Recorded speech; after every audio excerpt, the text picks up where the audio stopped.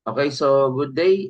Ang ating pinakagagawing activity ngayon is may kinalaman sa digital electronics, no? But this activity will be aided po, no, using our uh, simulator na Tinkercad software. So magandang software ito para makita natin yung mga nangyayaring simulation, no, na paano natin gamitin, no, yung basic ng microcontroller. So ngayon ito, makikita nyo dito yung Arduino mismo. So saan ba nanggaling yan kapag uh, actually kapag kinuha mo ito, no, makikita mo dito sa all, nandito na lahat ng components, no? Nandito yung mga general component, inputs as well as outputs. And then power nandyan, no? So dito ako kinuha yan. So kung gagamitin natin mga instrument, oscilloscope, function generator, kahit yung mga nasa logic circuits, and even transistor, no, we can use sa relays, no, regulators, connectors, and as well as yung mga ginagamit sa logic. Okay, so ngayon let's try to uh, provide a simple experiment, no, na kung saan makakapag blink tayo ng LED. Pero gagamit tayo ng Arduino microcontroller. So anong gamit natin? Siguro resistor, we need. Kung sa ating palitan ng value, I think ang kailangan ko lang naman dito is 220 ohms. Okay, bakit tayo may resistor? Kasi doon sa gagamitin natin, halimbawa sa LED, ang mangyayari kasi kapag walang resistor, possible na mapunde yung LED. So we need to use a resistor. So ngayon, sa breadboard, alam naman natin, basic lang, no? Recall lang natin, kung nakikita nyo yung diretso, that is connected, no? Then yung lines, yung isang diretso, no? That is also connected. Now, itong LED, pag pinagpalit-palit mo siya, ayan, pwede mo siyang i-rotate. Isang positive, negative. Anode is positive and cathode is negative. Okay, itong resistor is non-polarized. Pwedeng bali-balik na rin, no? Siguro gawin natin, kukuha tayo i-connect natin sa ground, no? Ito yung cathode. Okay, ito namang resistor, lalagay ko sa ground, no? So usually yung black signifies ground. Ngayon, ang gagawin natin, no? Kukuha tayo ng pin, no? Pin number, no? Let's say dito sa pin 8. Okay, ilalagay natin dito yung yung ayan sa anode. Okay, tapos magpo-provide tayo ng connection, no? Then ito ilalagay natin dito as a supply dito sa positive 5 volts. Then for the ground, ayan, lagyan natin dito yung ground. Ayan, no? So nakakonect na tayo ng ground, no? And positive 5 as a supply. Now, as you notice, no? Ah, so dahil ito ay may code, pwede tayo maglagay dito ng code. Lagay lang natin yung text, continue. So buray lang natin to para makapag-provide tayo ng simple code. So dahil ang ating target is blinking. So dito sa Tinkercad, magko-connect tayo ng pin. Okay, no? So tandaan natin yan, no? Okay? So now, so siguro we can now start. Okay, so maglalagay ako with double slash, ibig sabihin maglalagay ako ng comment ko kung tungkol saan para ma-describe ko. So, let's say pin connected to the LED. Okay? So now, doon sa second line, ano ko, const int. So, yun yung command, no? Para ma-connect natin to the LED. So, int LED pin. Pero gagawin ko is equal to 8, no? Bakit? Kasi kung mapapansin nyo, sa pin 8 ako nag-connect. Don't forget yung semicolon. Okay, void setup. Ito kasi C++ yung ginagamit natin.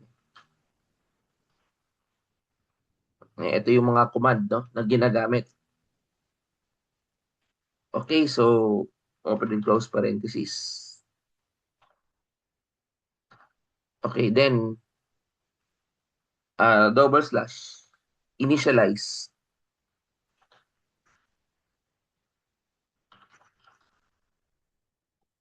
the digital pin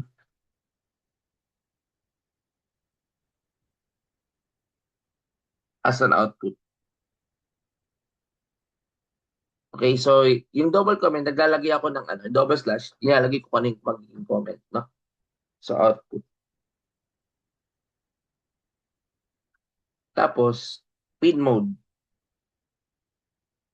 So yan, pin mode na yan. Ah, di ba naglagay ako ng pin LED 8, no? So maglalagay ako dito ng LED. Tapos pin, comma, output. Kasi yung LED sa na output. Ano? Kaya nilagay natin yan na output. Then syempre kung naglagay tayo tapos na yung program, maglalagay tayo ng close pa rin para ma-close na natin. Ngayon, ilulup natin siya. Void loop. Okay. Tapos, kailangan. Yan, small letter. Void loop.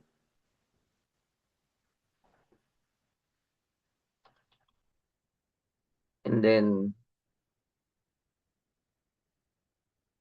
okay. Then, double slash.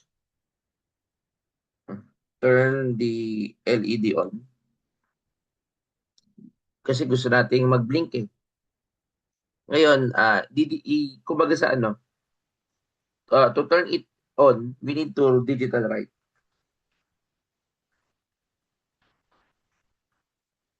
Okay, digital write. Tapos LED pin.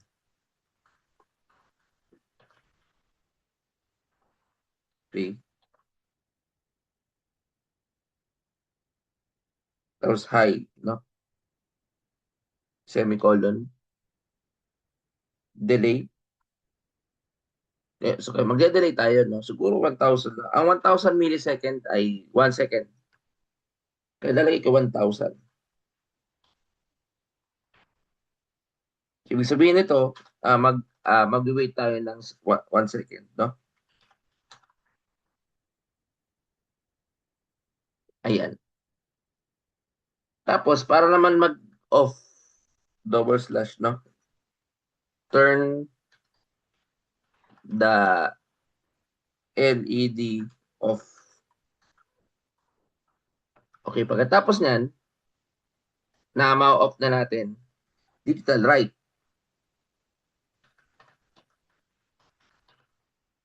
Okay, tapos LED pin, low. Kasi blinking nga ang target natin. Tapos delay of 1,000. Then mag-wait tayo ng 1 second ulit, no? So kung 5,000 yan, ibig sabihin 5 seconds. Kung 10,000, 10 seconds.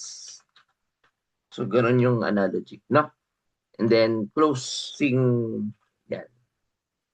Okay, so now napin na natin no, yung pinaka-basic. So dito, mag-blink siya. Okay? Siguro makikita natin dito, no? Kapag in-start natin. Okay. So, wait lang natin. Mhm. Pin mode, LED pin output. Okay. Tingnan ko lang kung ano yung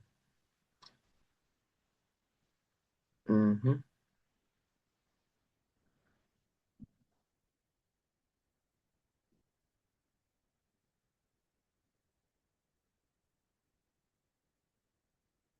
Okay. Wait lang ah.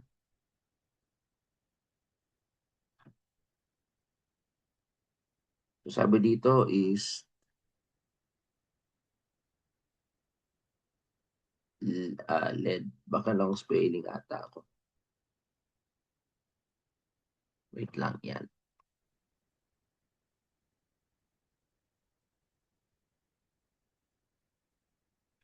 Okay. LED pin. Okay. Sige. Ayun. Okay na. So, naging problema lang dun kanina is yung dapat capital yung pin. No? So, ganun siya ka-case sensitive. Nakikita natin, no? So, yun. Ganun siya ka-case sensitive. Okay? So, I hope yan ay naging malinaw, no? Diyan sa part na yan. So, ngayon, nakikita na dito, nagkakaroon na siya ng blinking, no? Now, what if, kung tatlong LED yung ilalagay ko dito? Okay? So, tapos halimbawa, gusto natin na magkakaibang, tawag dito, magkakaibang kulay, no? So, paano? So, ito yung ating gagawin. Okay, so let me. Okay, so ngayon, ang ating gagawin natin dito, let's say, halimbawa, no? Pipili tayo ng ito kasi pin 8, pin 8, pwedeng pin 9, pin 10, no? Pwedeng ganun, eh, no? So, kukuha dito ko ng, ng tatlong resistor. Stop natin dito. Okay, tatlong resistor. Yan. Gawin ko lang 220.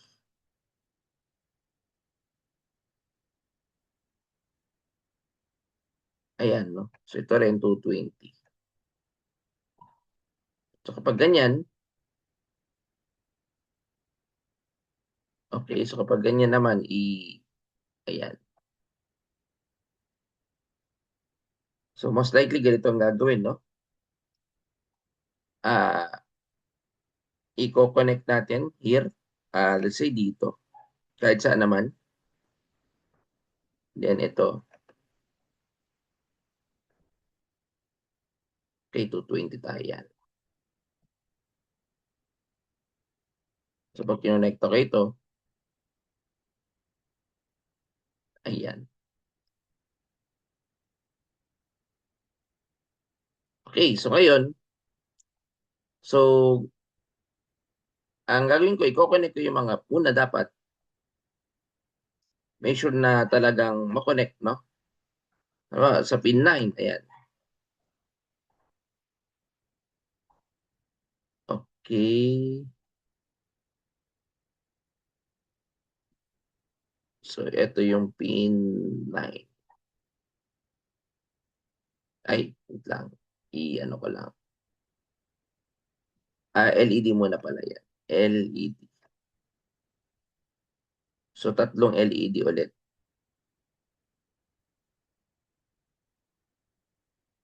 Okay, now, ang gagawin natin sa anode natin i-connect. Hanapin ko yung anode. So, pwede kong ipalit ng ganyan, no? Okay. So, ito, dahil ito yung, pwedeng ilagay ko na sa ground. Okay, ito rin naman sa, let's say, sa ground.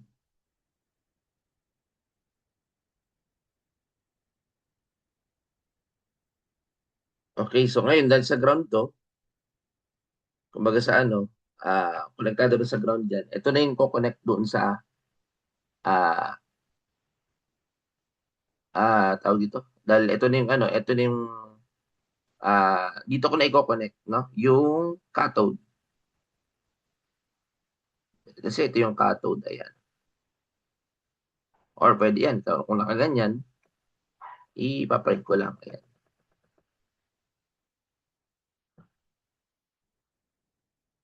Ayan, ito yung cathode. So, okay, so yung cathode. Ngayon, yung anode, dun ko ilalagay yung mga pin numbers. No? Okay, so ganun din dito. So, kung dito ko naman siya ilalagay, okay, tapos yung, dito ko naman ilalagay yung, kumbaga sa ano, kung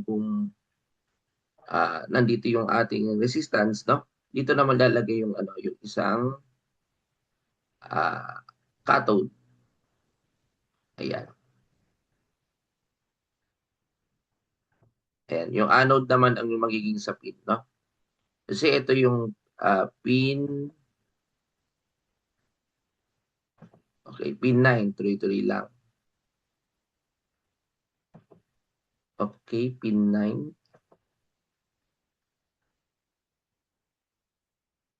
Okay, sa anode. So, palit ko lang dito. Okay, then pin 10.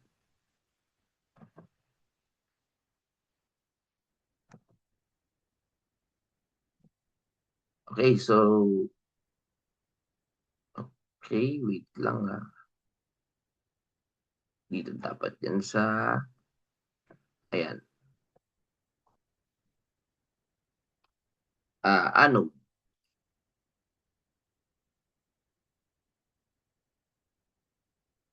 So, dito tayo sa pin 11. Pin 10.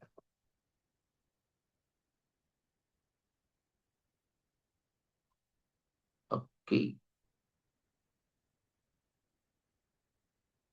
So, konektado na dito, no? Sa pin 10. Okay, so ngayon, konektado na sa pin 10, 9, 8. So, ayan, no? Pwede nating i-ayos na lang yan. Pwede nating ano, i-arrange.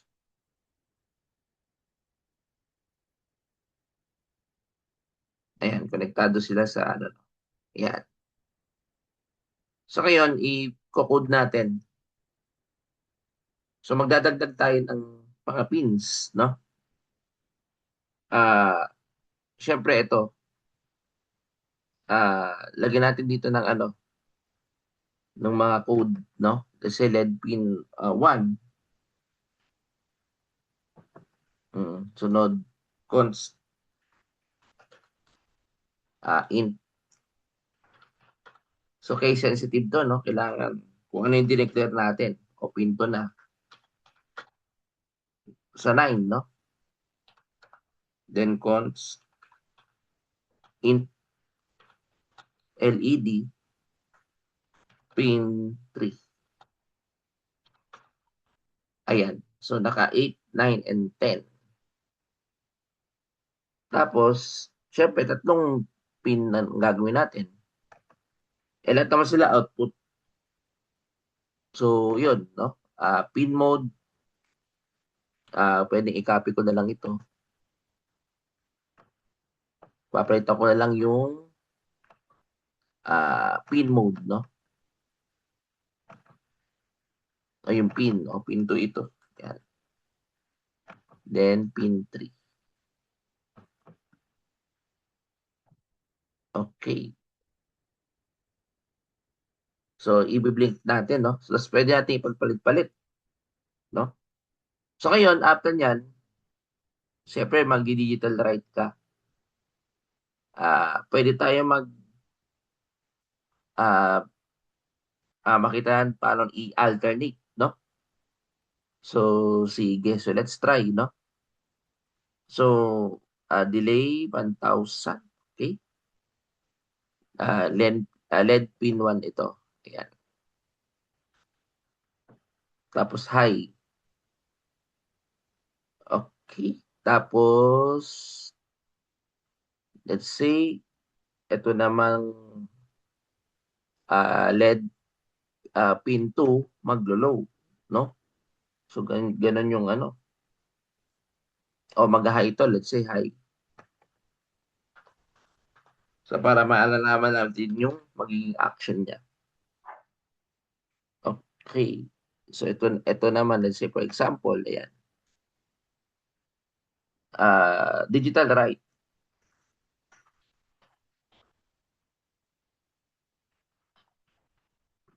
Tapos lead pin 1,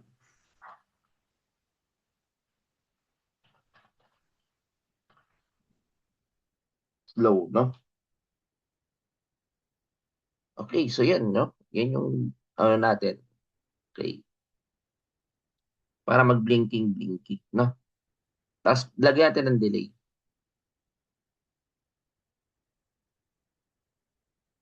Kasi 1,000. Ayan. Tapos ito naman, lead pin to rin ulit to. Digital right. Digital right. Okay, tapos lead pin 2. Ngayon, ang gagawin dito is something related to low, no?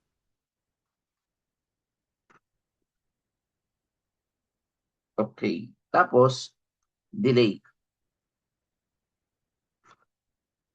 ng 1,000. Ngayon, ang gagawin natin dito, kapag nakuha na natin yung delay, so doon na tayo sa susunod, no? Kasi ito, ang gagawin natin, turn the LED 1 ito eh, on. Okay. Tapos ito naman is turn the LED 2. Yan. Ayan. Okay, no? Tapos, yung pa rin, no? Tuloy-tuloy lang natin. Copy ko na lang ito. Yan. Tapos saka natin ilagay dito. Yan. Paste. So, pwedeng 3 na ito. Yan. Okay, no? So, lead pin 3, no? Let's say high. Yan. Delay 1,000. Then pin 3, low. Delay 1,000. Okay. So, ngayon, kumbaga sa ano, naka-program na siya. Isa-simulate lang natin.